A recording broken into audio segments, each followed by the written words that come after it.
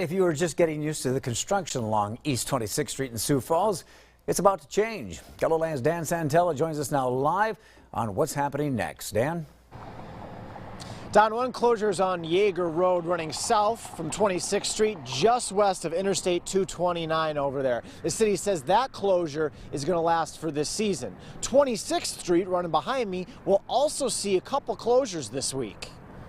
We're going to be closing 26th Street temporarily twice this week. The first one is going to happen tomorrow, and we'll be closing the westbound lanes only, but we'll be closing westbound from Southeastern Avenue basically up to the interchange.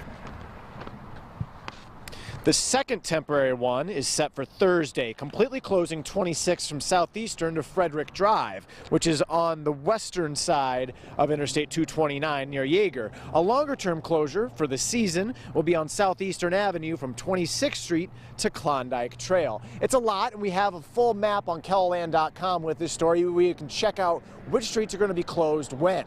Coming up on the Night Beat on KELOLAND News at 10, we're going to take a closer look at these closures for you so you know what's closed and when it'll be closed. Reporting live on 26th Street in East Sioux Falls, Dan Santella, KELOLAND News.